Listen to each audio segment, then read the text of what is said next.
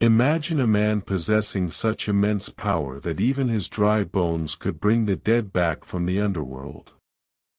A prophet whose miracles bent the most unforgiving laws of nature.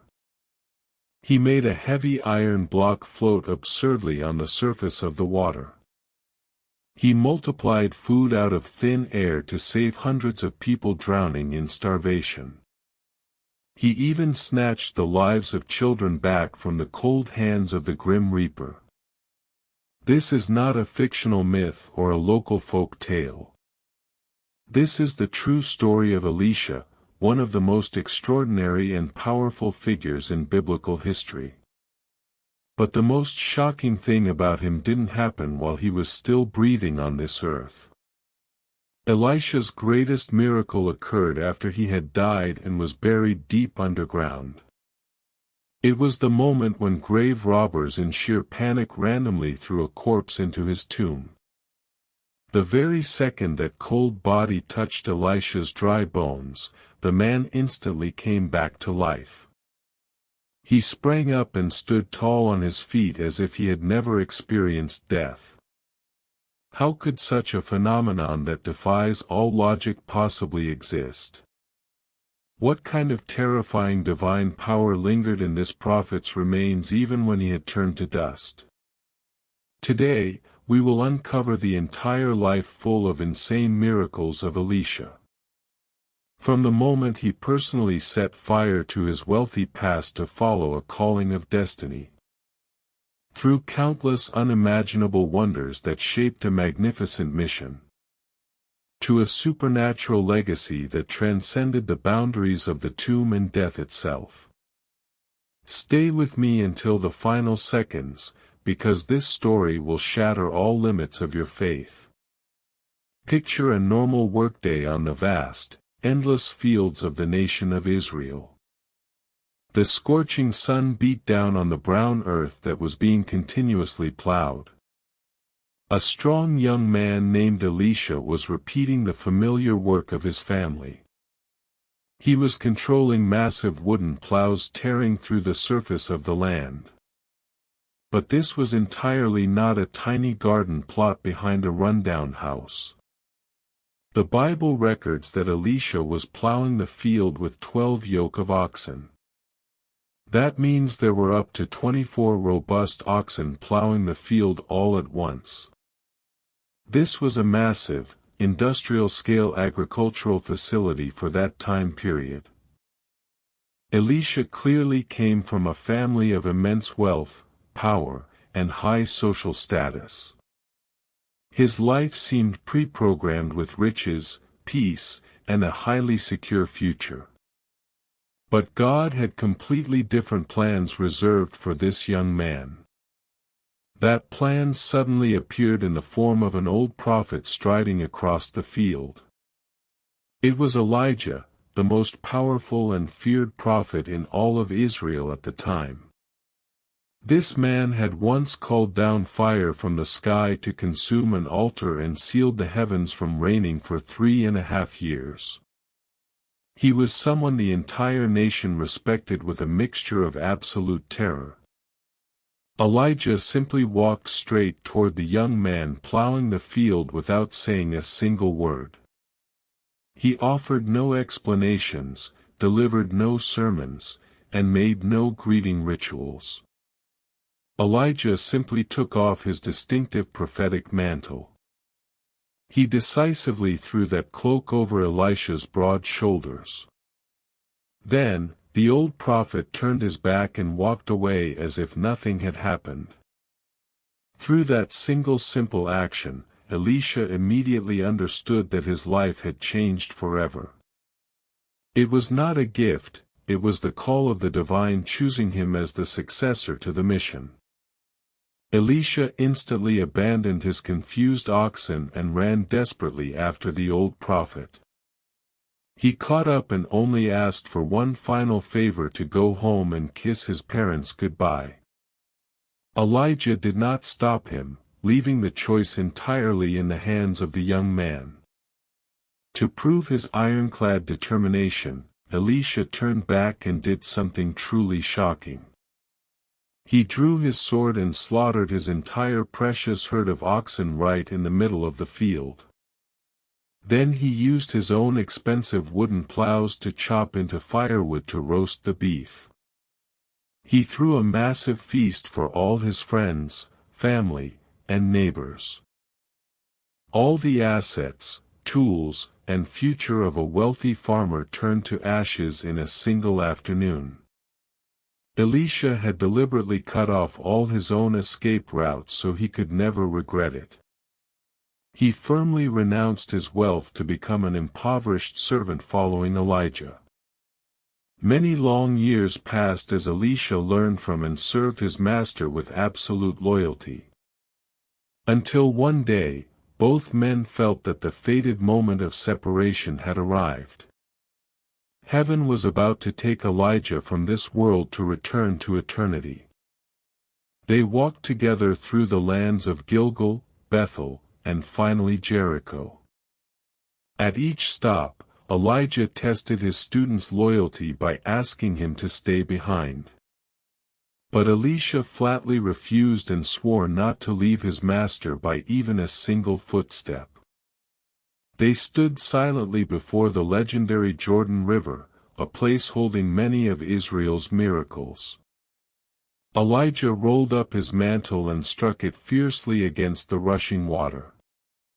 The ferocious river instantly split in two, revealing a completely dry path along the riverbed.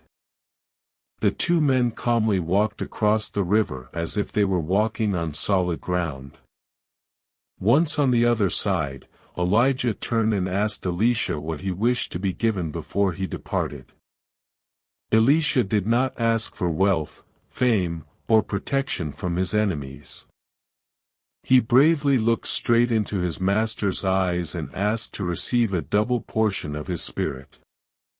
He wanted to be the true heir, the one to shoulder all of Elijah's power and mission. Elijah acknowledged it was an extremely difficult request. He stated that if Elisha witnessed the exact moment he was taken away, the petition would be granted. They continued walking while deeply engrossed in their final conversation with each other. Suddenly, the gray sky was torn apart by a blindingly brilliant beam of light. A chariot of fire pulled by blazing horses plunged straight down from the highest heavens.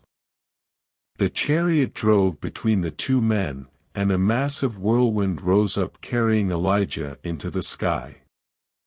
Elisha stood completely frozen, shocked to witness his great master vanish into thin air.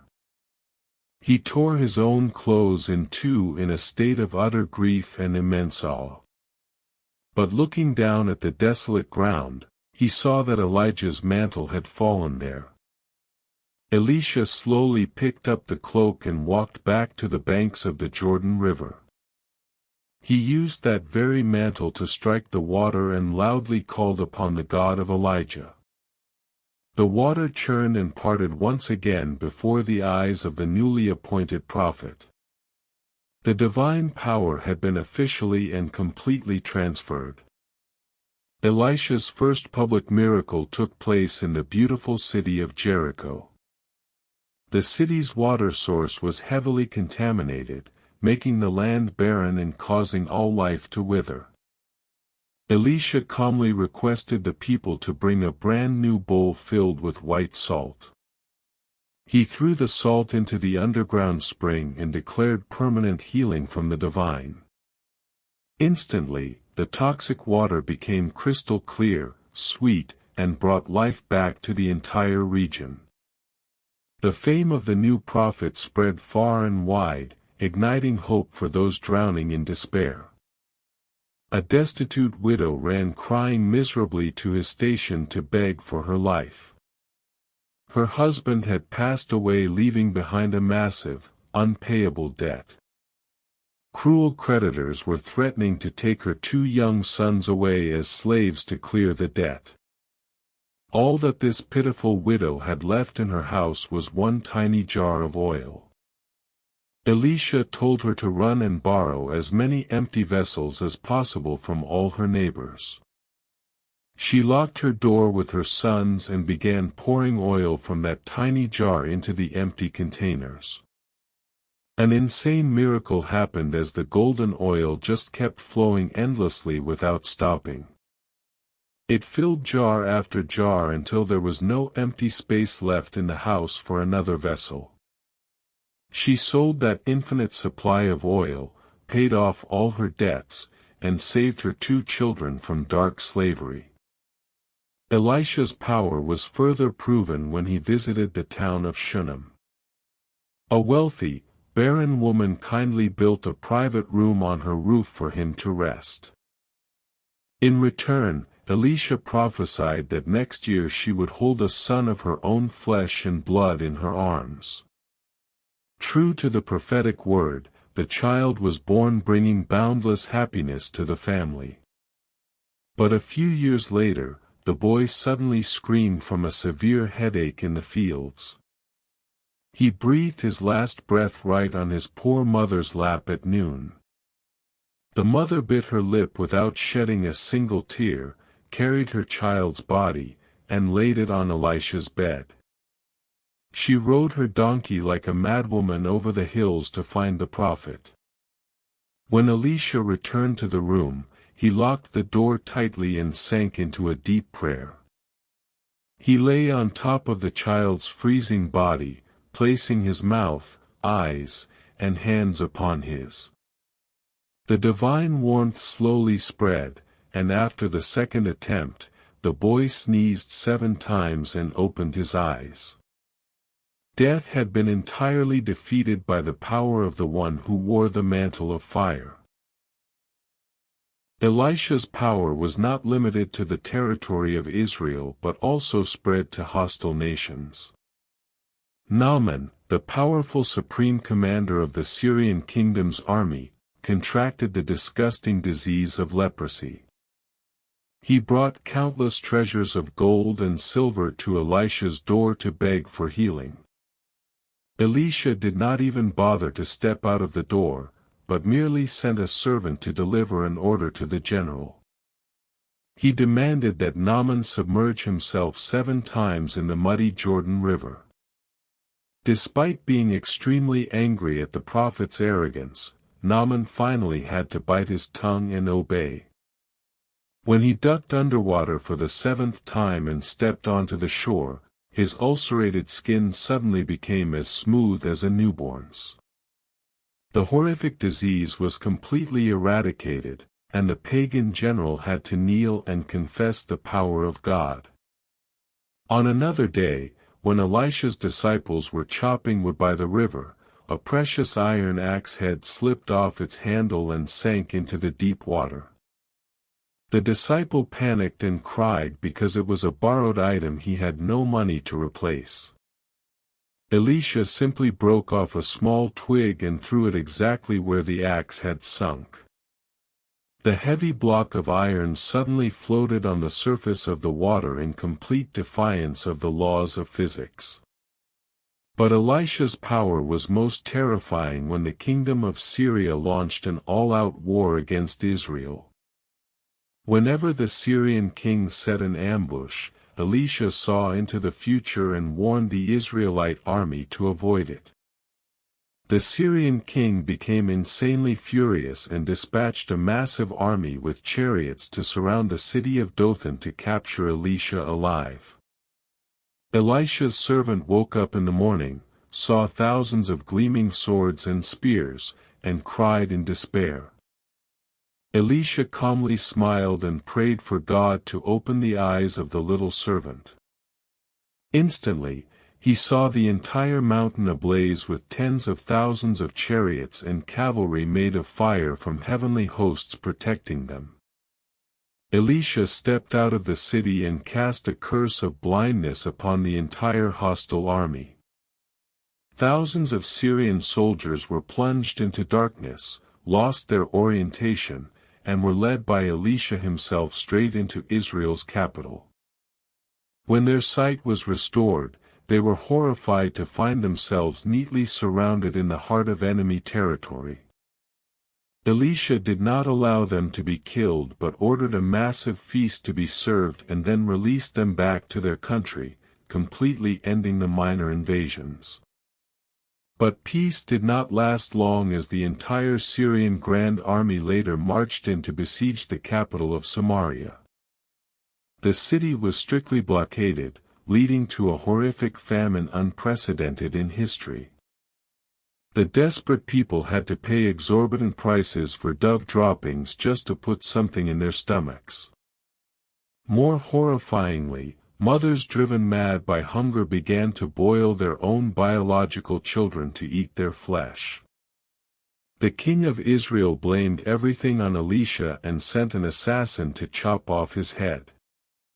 Sitting in his house, Elisha prophesied that at exactly this time tomorrow, food would flood the city gates at dirt-cheap prices. A close officer to the king mocked the prophecy as a ridiculous delusion. Elisha coldly declared that he would see the miracle with his own eyes but would never get to eat a single bite. That night, God created the deafening sounds of a massive army marching toward the Syrian camp. The Syrian troops panicked to the extreme, abandoning all their food, gold, silver, and war horses to run for their lives in the dark. For outcast lepers wandered into the camp and discovered an endless mountain of unguarded food. They ran back to deliver the news to the starving city. The city gates burst open, and thousands of people rushed out like a torrential flood to fight for food from the enemy camp. The officer who had mocked Elisha was assigned to guard the city gates that day.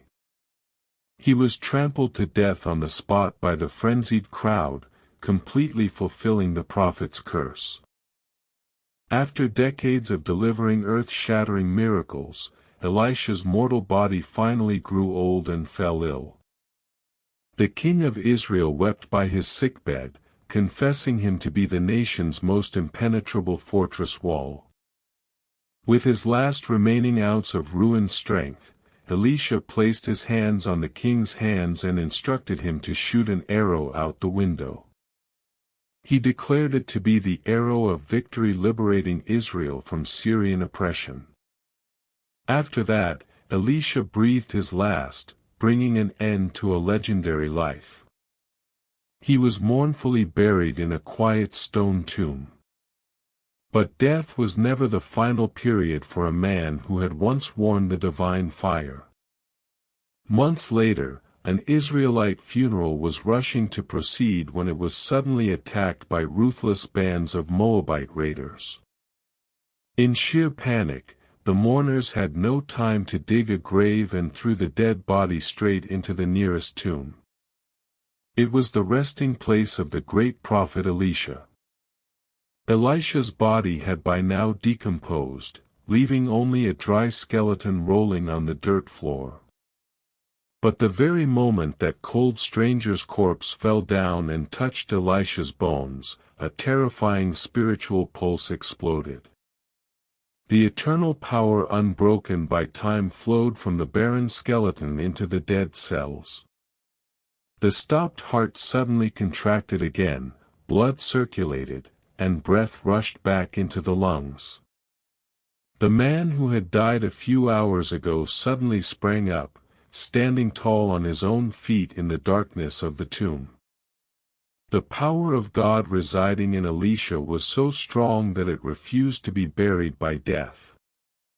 It was the ultimate proof that the limits of nature are merely a joke against the power of the Creator. A story that began with a fire burning plows ended with life rising from a cold, desolate grave. Elisha was not just a prophet, he was the immortal symbol of the belief that absolutely nothing is impossible.